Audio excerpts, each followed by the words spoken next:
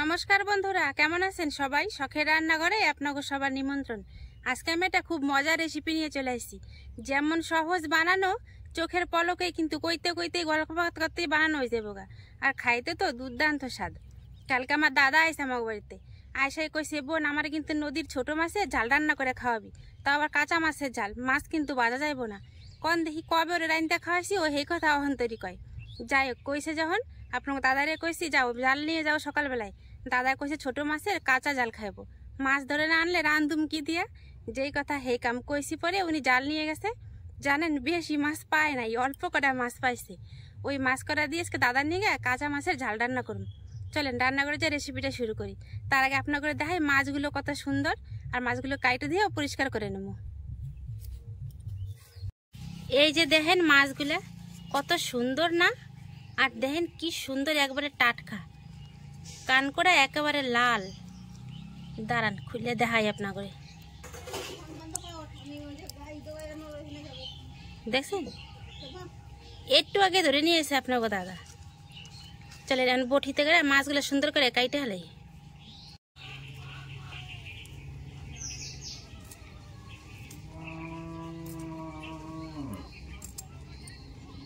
টাটকা মাছ কাটার একটা মজাই আলাদা, আর এমনি তো এই মাছগুলো খাইতে বিশাল স্বাদ।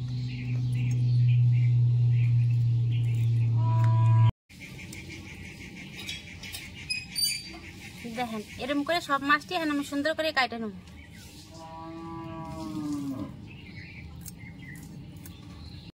কত সুন্দর টাটকা মাছগুলো আপনারা তো দেখছেনই, কাইটে দিয়ে পরিষ্কার করে নিছি। আর মাছ রান্নার নিয়ে এখানে কিছু মশলা নিছি, পেঁয়াজ, আদা, রসুন, ধনিয়া, জিরা আর শুকনো লঙ্কা। ঝাল বুঝে কিন্তু লঙ্কাটা নিব, কারণ এগুলো আমি সুন্দর করে নিপাস করে বাইটে নেব।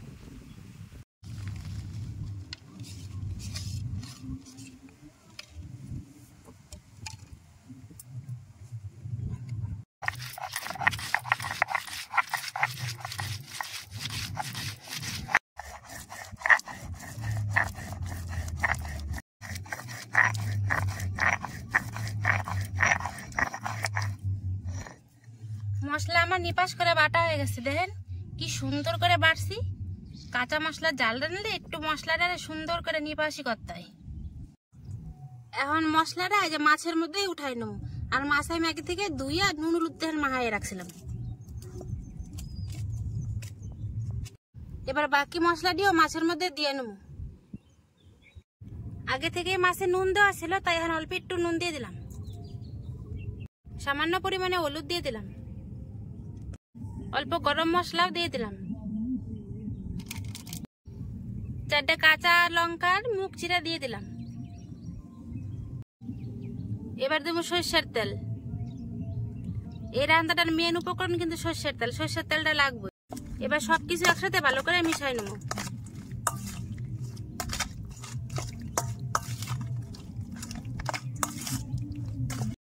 মাছের মধ্যে তো ময় মশলা সব মাহাই নিছি, আর ঢাকা দিয়ে ধুয়ে দেবো। 2-3 মিনিট ঢাকা থাকুক, এতক্ষণ একটা কাম সেরে নি।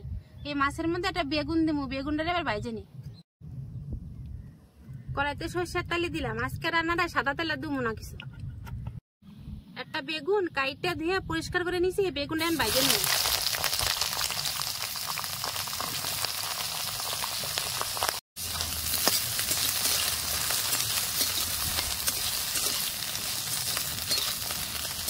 সুন্দর একটা রঙের নিচে অল্প একটু খালি হলুদ দিয়ে দেবো।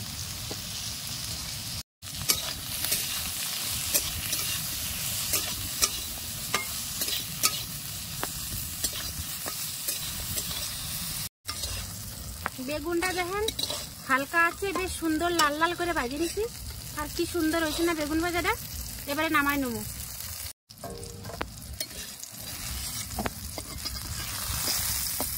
বেগুন ভাজা তো নামাই নিছি, কড়াইতে যে ঠুকরা তেল ছিল ওতে কিন্তু সোমবারটা দিব। আর সোমবারের নিকে নিছি আমি, দেখেন 4টা গোটা রসুনের কোয়া, কালি জিরা, গরম মশলা, সাদা জিরা আর একটা শুকনো লঙ্কা। আর এগুলো চলেন সোমবারে দিয়ে দিই।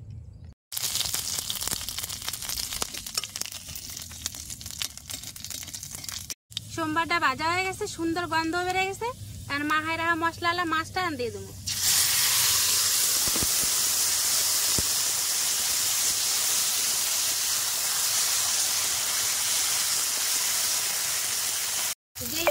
মাছগুলো মাহাই রাখছিলাম, সে বাটির মশলা দেওয়ার জলটা এখন দিয়ে দিই।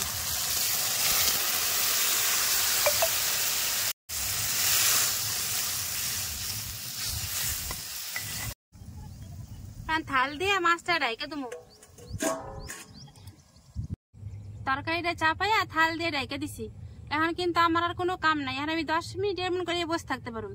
এতক্ষণ আপনার হাতের একটা কাম থাকলেও সাইরে আসতে পারেন, কোনো সমস্যা নাই। আর দাদা আছে তো, 2 ভাই বোন এখন গল্প করুম, তরকারিটা একাই এখন হইতে থাকবো। মানে যখন বন্যা আসে তখন তার বালিতে হয় না, এবার তার নিকা বন্যা আসার আগে বালিগুলো বইরে ওখানে রাখছে, যাতে পা ঠের ভেঙে গেলে তাড়াতাড়ি নিয়ে যেয়ে বাঁধ দিতে পারে। গেল বছর বন্যার সময় অনেক কষ্ট হয়েছিল, রাত 2টার সময় এসে বাঁধ দিতে আসছিল লোকেরা, বালি নাই দিয়ে বাঁধতে পারেনি, কত সমস্যা হয়েছে। এবার তার নাকি আগে আগেই বালি উঠাই রাখছে। একদিকে ভালোই করছে, যখন দরকার পাবো তখন টানাটানি করা লাগবে না, কোথায় পামো কোথায় পামো। আর সকালের থেকে আর অনেকখানি জল কমে গেছে, সকালে আরো অনেকখানি জল ছিল, কালকের থেকে অনেক জল কমে গেছে আজকে। 5 মিনিট তো ভালো করে জাল দিয়ে নিছি।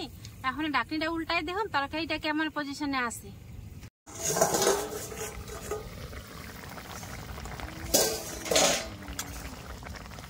তরকারিতে কিন্তু অনেক ঝোল রয়েছে, এই তরকারি কিন্তু এখন থেকে হয় নাই, আরো একটু জাল দিতে হবে।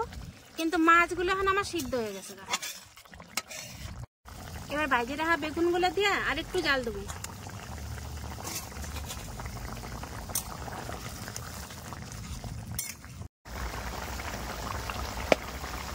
এদা দেখ কি, ওই দেখ কেমন একটা পাল উঠাইয়া ওই পারে যাওয়া ধরছে, দেখছিস নৌকাটা কেমন ভাসান দিছে, তাই না? ভাল লাগতেছে না দেখতে? বিশাল সুন্দর লাগছে দেখতে, নদীর মধ্যে নৌকা নিয়ে যাচ্ছে। দেখেন বন্ধুরা, আপনারাও দেখেন কত সুন্দর দৃশ্য না? নৌকায় যারা আছে তারা কিন্তু 3 ভাই, ওই পারে যাওয়া ধরছে।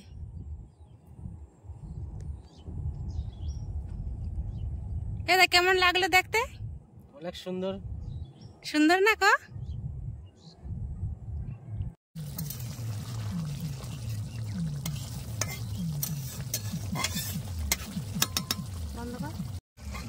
বেগুনটা দিয়া আমি আবারও 5 মিনিট সুন্দর করে জাল করে নিছি। এখন তরকারিটা আমার হয়ে গেছে, এবার আমি নামাই নেবো। তরকারিটা হইতে কিন্তু মোট আমার 10 মিনিট সময় লাগছে। এখন চলে নামাই নি।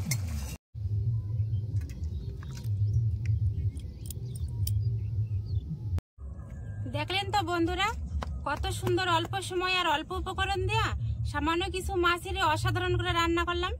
যেমন দেখতে সুন্দর আছে তেমন সুগন্ধ ওঠা ধরছে। আর আমার দাদা তো এটা প্রিয় রান্না, এবার দাদারে খাইতে দেবো। দাদা খাইয়া কই বসে কেমন স্বাদ হয়েছে। দাদার নিগা প্লেটে ভাত বেড়ে সারছি, এখন 1 কুচি লেবু দিয়ে দিই। আর এদিকে বাটিতে তরকারিও বাইরে হেলাই চলেন। তরকারির রং হান একবার দেখেন, এত সুন্দর হয়েছে। আর মাছগুলো সুন্দর সিদ্ধ হয়েছে, কিন্তু একটা মাছও ভেঙে যায় নাই, এত সুন্দর হয়েছে। এবার বাটিতে বাইরে নিই দাদার নিগা। তরকারিটা এত সুন্দর দেখান ধরছে, আর সুগন্ধও কিন্তু বিশাল সুন্দর। বেশি কথা না কয়া তাড়াতাড়ি করে খাইতে দিই। দাদার এখন অনেক খিদা লাগছে, অনেক বেলা হয়ে গেছে তো তাই খাওয়া ধরছি। মাছ তো দিলাম, এবার একটুখানি ঝোল আর 2টা বেগুন দিই। আর দেখেন লঙ্কাটা কি সুন্দর দেখা যাচ্ছে না, কিন্তু সিদ্ধ হয়ে গেছে, এর একটা সুন্দর ঘ্রাণও বেরাইছে।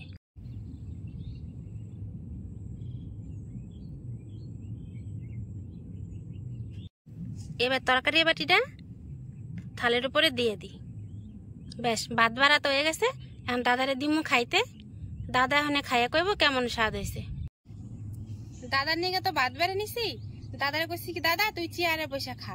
কিন্তু দাদা আমার কয়ে কি না, তোরা দেখি তুই বান্দরের উপরে বসে খাস, কত সুন্দর লাগে, আজকে আমিও বান্দরের উপরে নিচে বসেই খাবো। তাই দাদা দেখেন নিচেই বসে খাইতে। এখন দাদারে খাইতে দেবো, দাদা খাইয়া কইব কেমন আছে। নে দাদা খা।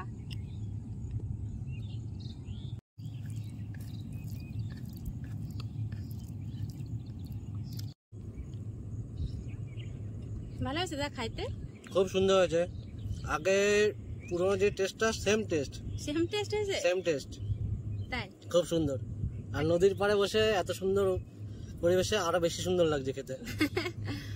এটা অবশ্য সত্যি কথাই কইছিস। মাছটা ভালো সিদ্ধ হয়েছে, খেতে সুন্দর লাগছে।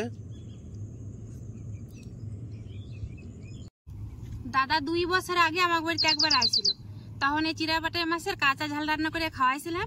সেই কথাটাই দাদা আজকে আবারও কইলো, 2 বছর আগে যেরকম স্বাদে খাইছে আজকে অনেকে সেই স্বাদই পাইছে। আজকে আমার রান্নাটাই তাহলে সার্থক হয়েছে দাদা, তোর জন্য এতই ভালো লাগছে। যদি আমার এই সহজ রেসিপিটা আপনাকে পছন্দ হয় তাহলে অবশ্যই এটা লাইক, কমেন্ট, শেয়ার আর সাবস্ক্রাইব করে দিবেন। তাহলে আজকের ভিডিওটা এখানেই শেষ করলাম, দেখা হবে পরে একটা ভিডিওতে। ততক্ষণে নিগা নমস্কার।